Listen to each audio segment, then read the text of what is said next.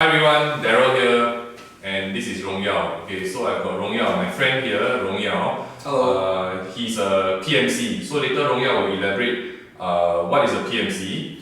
And for me, I run a corporate secretarial firm. So we do things like incorporation, filing of corporate taxes, preparation of financial statements, whatnot for all the corporate compliance. And we have been working together with Rong Yao, a PMC, okay, on certain things that our clients need. So our clients, right, some of our clients that came to us and asked us, I want to grow my business. So especially with the recent budget, right, the government also mentioned that they want to support businesses in their digital transformation or whatever transformation, and there may be certain grants available. So I've always forwarded Rong Yao's contact to my client or got my clients to contact Rong Yao. But Rong Yao, maybe you can tell us more of what is a PMC and what do you do for companies? Okay, so PMC stands for Practicing Management Consultant. It's actually a certification that Enterprise Singapore actually recognizes. Okay. So for some grants from under Enterprise Singapore, a PMC is required to be part of the project to ensure the quality and professionalism of the project. So what I do is we help firms innovate, grow and scale. We help turn small SMEs in Singapore to fight with larger companies in both Singapore, Southeast Asia and actually globally. So that's what we do. So parts of my team used to come from some of the bigger Fortune 500 companies, and we've successfully turned some of Singapore's smaller firms into compete against a billion-dollar listed NYSE firm. Okay, so I have a client, right, Sure. who I think her process is very manual. I'll say very manual. So she's in the retail business. Great. Okay, she's selling certain products. So I don't want to mention what products. But anyway, yeah, later if not she will know if she's watching. Yeah. So let's say this client, right, she contacted me. She said that, hey, do you know of any way that I can advance my business, make it more digital? So of course I'm not in that line. Right. I'm not IT trained. Although I know how to use some IT products, but I'm not IT trained. She said, I want to do up a website, I want to redesign my business, inventory, tracking system, everything. And then are there any government grants available? So I pass the contact to you, what will you do? What's the process? Sure, so what the first thing we will do is we'll just send her a 5 or 6 question sheet, which largely is yes or no, like how many staff you have, how many years you've been around for, and also we require to see the financial statements because Enterprise Singapore wants to only support many companies that are actually financially sustainable that can power through the duration of the project. Because even though sometimes you can get a reimbursement and sometimes the reimbursement can get fairly high, it will still affect your cash flow for the duration of the project.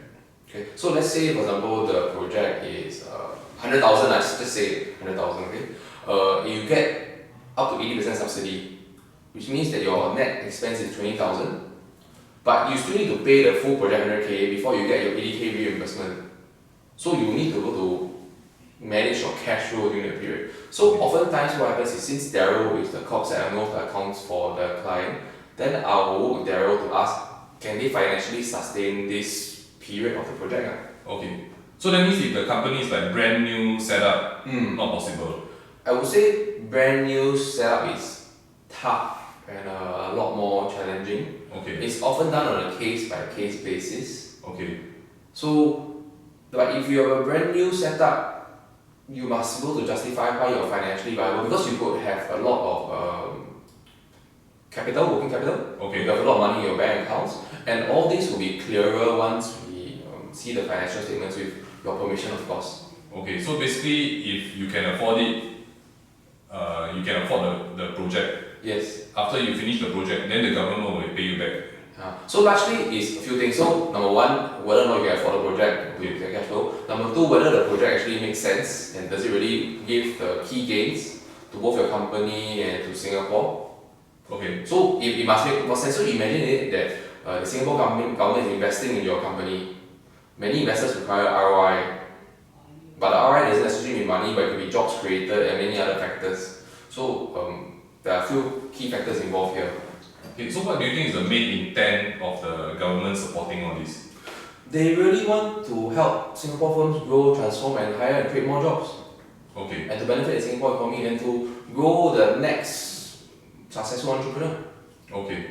So let's say my client is interested, or anybody out there is interested. Sure. Can I leave your contact details in the description in this video? Sure. Then they can contact you directly. Yes, or the other thing they can do is that you can contact Daryl, and Daryl can help clear through to me some of those questions, and then we can better advise you. So what happens normally is that once we answer some of those screening questions and get some sensing of financials, we will just hop on a 10 or 15 minute call to get some sensing of where you are at and how we can best support you.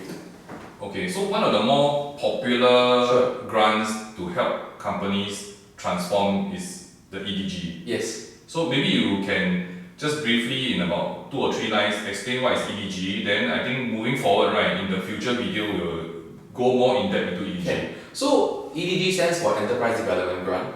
It's largely for companies that are looking to grow and scale, improve their business significantly. It's generally not really for startups, but it's for companies that really have some level of track record and some level of momentum and really have some level of revenues. So EDG is divided into 2 main sections. First of them is called the core capabilities, which includes HR, branding, marketing, strategy, financial related. And the second one is innovator and productivity, which includes automation.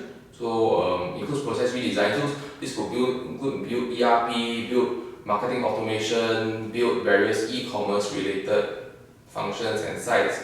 And there's also a product development one. So realistically, many firms don't really qualify for the product development because it's a very niche kind of grant, but largely you can just think of it as internal capabilities, improving your overall, and the second one is innovative productivity, is building IT and tech. If you look at it, these 2 perspectives is roughly good enough. Okay. At a simple level. Well, that was the longest 2 or 3 sentences I've heard in some time. But anyway, no, just kidding. Anyway, thanks Rong Yao for the brief introduction about what you do. So that's all from us. So we'll be creating more videos to inform people about the various grants or how to transform your business moving forward.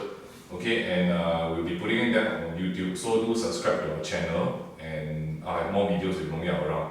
Okay, so see you guys.